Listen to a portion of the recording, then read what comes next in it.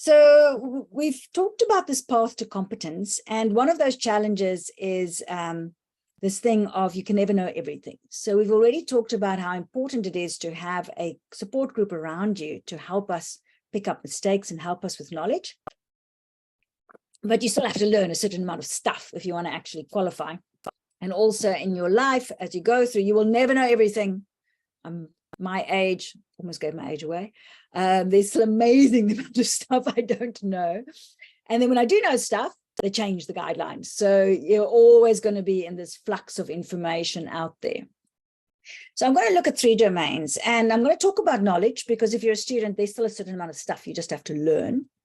I'm going to talk about how do you train understanding or clinical reasoning competence. And I'm going to talk a little bit about how we stay inspired to learn and to continue to develop and grow. And the book that I'm very much drawing on here, which is actually a book for teachers and lecturers, is called Small Teachings, James Lang, who teaches us as educators in how to best maximize the learning of our students. And I'm going to extract a few hot tips from that book. So firstly, in terms of acquiring knowledge, so I know that it's always very uncool to talk about knowledge because it's all about application of knowledge, but you know as well as I do, there's no ways you're going to pass your exams if you don't know a hell of a lot of stuff. And usually it's guidelines and textbooks, and there's just vast amounts of things you have to learn. You have to know what Group 65 stands for. You have to know how to measure a wheelchair. And all of this stuff is just, there's an overwhelming amount of knowledge.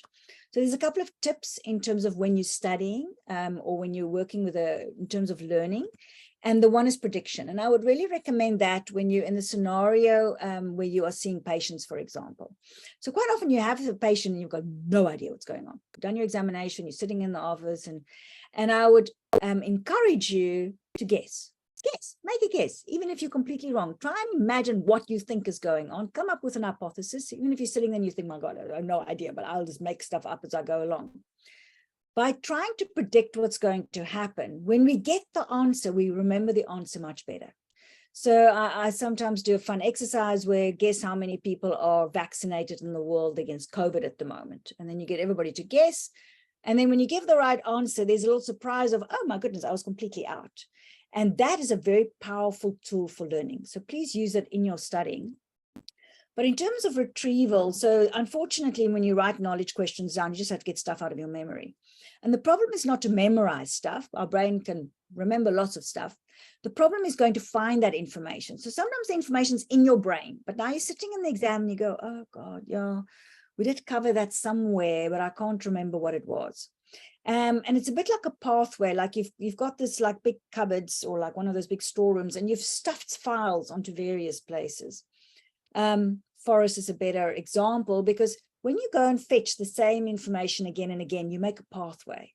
And so the more often you recall knowledge, the more often, the better you'll remember it. So we find, for example, the stuff that's in the test, when you qualify, you can remember much better than the stuff that wasn't in the test, because the test helps you to learn, forcing you to write stuff down that you've learned already.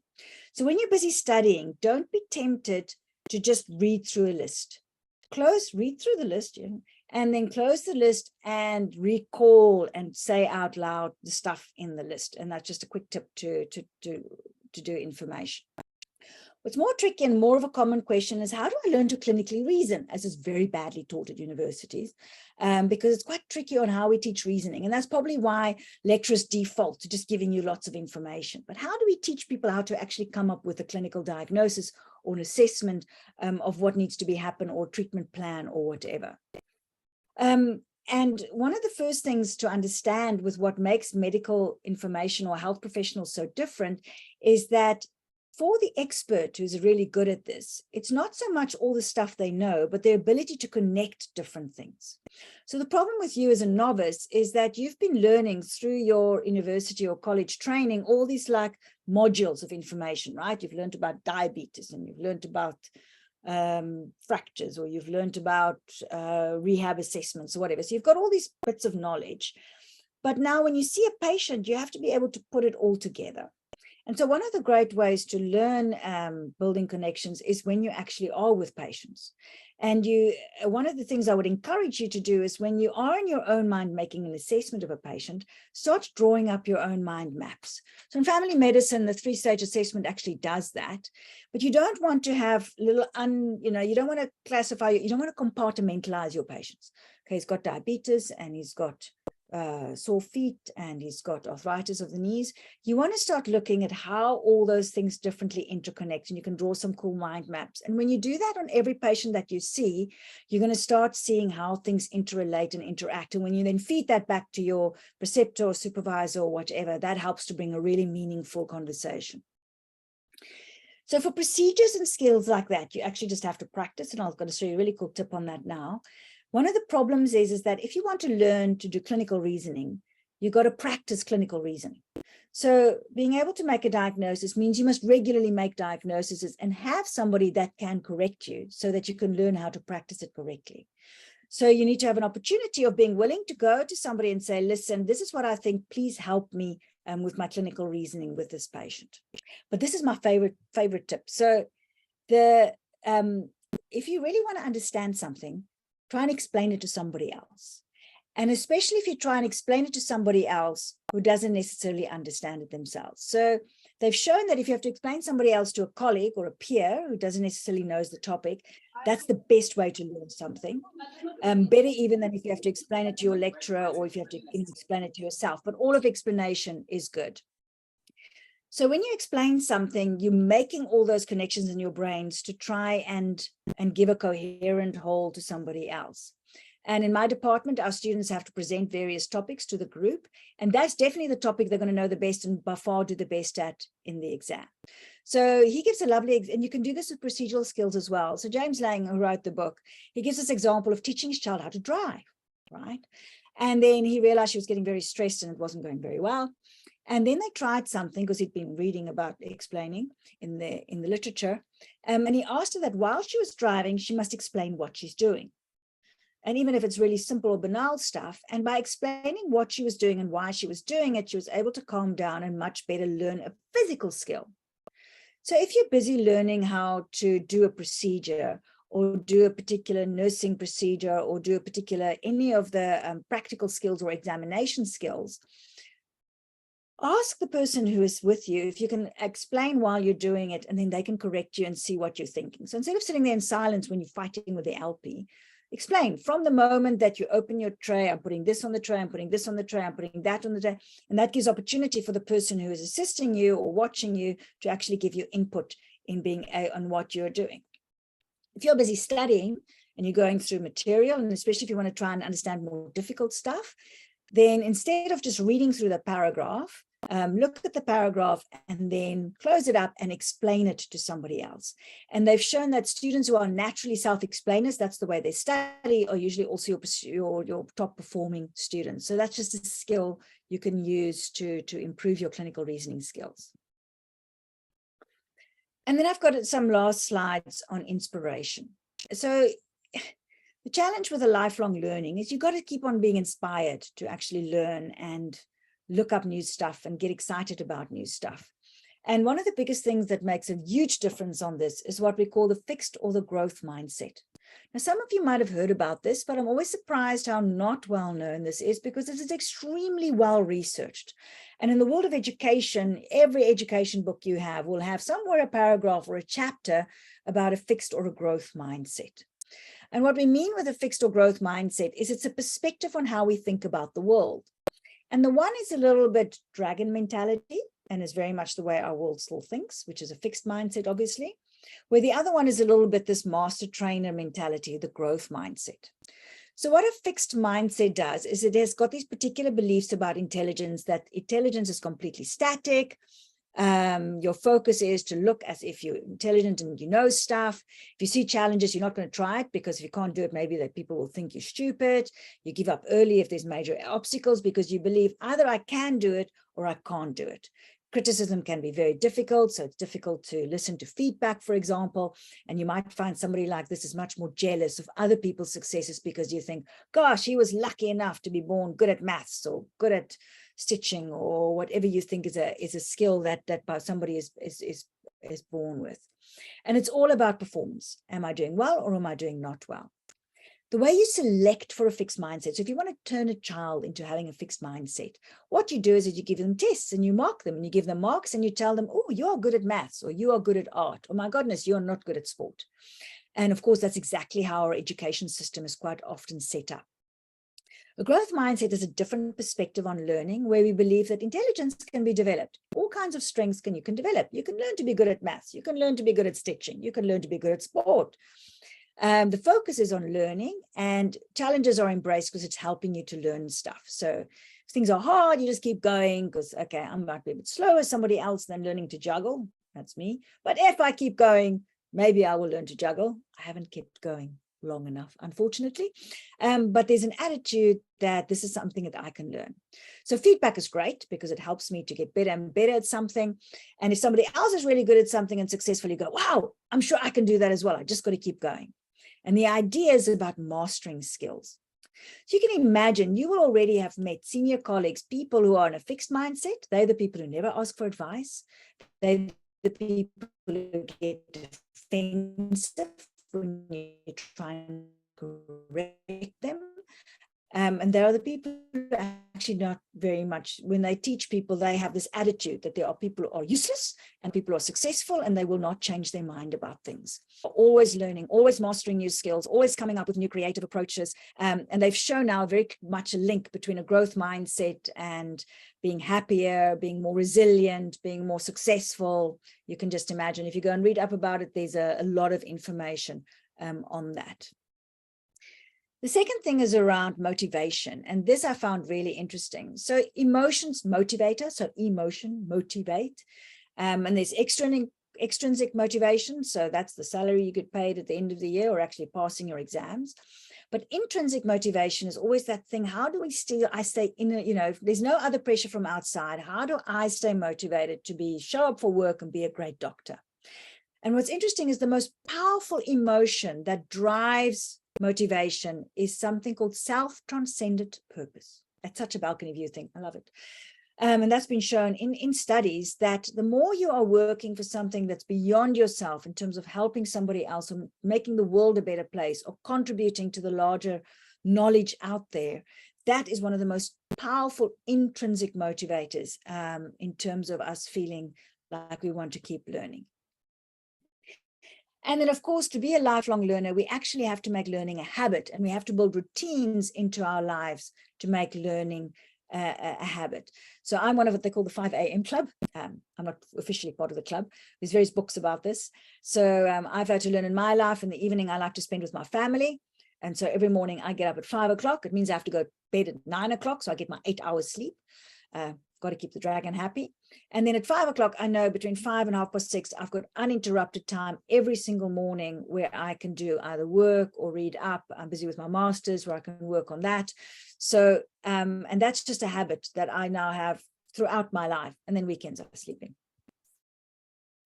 So great doctors are lifelong learners. Remember we talked in the beginning about you have to be competent to feel like medicine is your calling.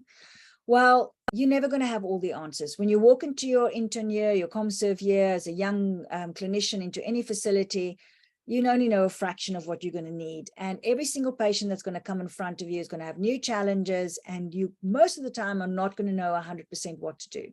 But in medicine, there's a very rich network of knowledge out there. In my department, we are 4 consultants. And probably between the 4 of us, we pretty much know everything. On my own, no, I know a fraction of the stuff.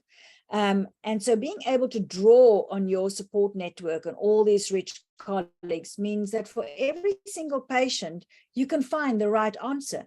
You just got to be willing to go and find it, whether it be looking up in your EML, checking your guidelines, calling up a colleague, Googling something, whatever it is you need. If you bring that attitude to my patient, this is what my patient needs. I don't know the answer, but I'm going to find somebody that's going to help me get the answer. And that makes you a brilliant clinician from the moment you start working as a clinician, even if you just manage to scrape through your final year exams. So let's put it all together, and we're going to round off in the next 5 minutes. I promise before 7:30. So firstly, I want to just look at, remember we talked about this higher self, your best self, right? So you've got this prefrontal cortex with these 4 qualities. And I want to look at how we use those 4 qualities to become an outstanding or be an outstanding doctor. So very importantly, remember, if you're on that mode, you're able to have empathy, and now you're able to have compassion and care for your patients. And that is what makes it possible for you to work well with your team members, because you can be gracious when they are having bad days. Your planning function makes it able for you to build those habits, like myself getting up every morning at 5, and I've made that a habit. Have habits around reading, have habits around, joining up to date and checking that regularly, or having a time when you look through guidelines, or belonging to various groups where you can get information. Reflection, so having the ability to reflect, that makes us humble. Oh, I don't know this, or I'm not sure about that. I better go and ask somebody. I better go and look that up. And then also, if something's happened that's upset you, or that was difficult, or that didn't work well, being able to go through it later and debrief yourself and be compassionate and go, yo, that was a horrible scenario. What happened there? What went wrong? And being able to untangle it and learn from it.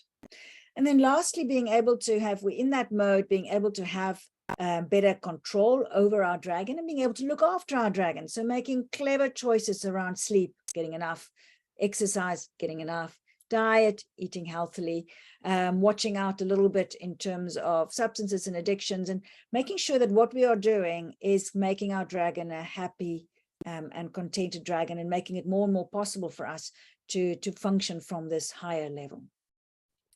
So that for me brings to conclusion a lot of this content of our presentation.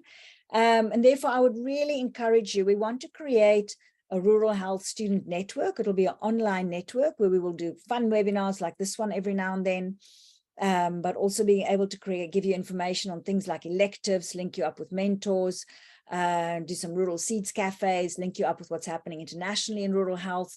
So for those of you that are inspired by rural health and are interested, or maybe one day working in a rural area, these are our 4 organizations. You can just scan any of those QR codes. So RuDASA and RuReSA, both, it's free membership, so you can sign up for free membership. PACASA and RuNurSA both have Facebook pages, so you can like their Facebook pages to be kept updated with what's happening within those organizations. And this is an amazing community to create that support. So even if you don't have people at your facility because it's too small, you can be part of a larger network of people that can provide that rich level of knowledge. And then, yes, the lucky draw, yay. So we've managed to get some sponsorship. So moment we've got sponsorship for 2, but I'm trying to get more to actually attend our conference. So it's going to be from a Thursday till a Saturday. That's the 14th to the 16th of September. Unfortunately, this is for the Eastern Cape. But I sort of said that first before I get people too excited. Our funding just covers travel in the Eastern Cape, unfortunately. So for Eastern Cape students, it's from the 14th to the 16th of September. It's going to be at Emerald Vale Brewery in Kinsa. This is where I live, near East London. And we will cover full conference fee, accommodation, food, and travel. I know some of the other universities are making plans to get students here. I think UCT has got a plan. So please do check in maybe with your own universities and departments if there's opportunities for students to come to the Rural Health Conference. And you can also pay yourself. We've got a cheap backpackers and we've got a cheap conference fee that hardly covers the food costs for students. So if you also want to pay your own way, you're very welcome to. In Eastern Cape, I have informed the universities, and most of the family medicine HODs know, to encourage universities to release students for those 3 days to come and attend the conference. And we love having students there. And lastly, some of my references that I've been using throughout these are all amazing books that just helps to cover the science of what I've been covering. The saboteur self-assessment is quite fun. You can go and assess your own saboteurs and find out which of those 9 do you like to use when you get stressed. Always good for a little bit of a reflective exercise. So feel free to scan that. And I will put all those links as well when I do the recordings, which I will send to everybody that's been registered. And so finally, there's my contact details. Thank you very much. I do have a poll that's going to come up, and it would be great if you guys could please give me some feedback, as this is the first thing that we've ever been doing before you go off. And then please, I'm going to really ask you as representatives of your different disciplines to spread this. If you found this webinar great, yeah, and the feedback so far is looking very good, then please pass it on to other students. Even there might be a doctor that might also find some of it useful. And I will make it into like little chunks so that it's easy to work through. Thank you so much for those of you that have stayed the distance. I do want to hear if there's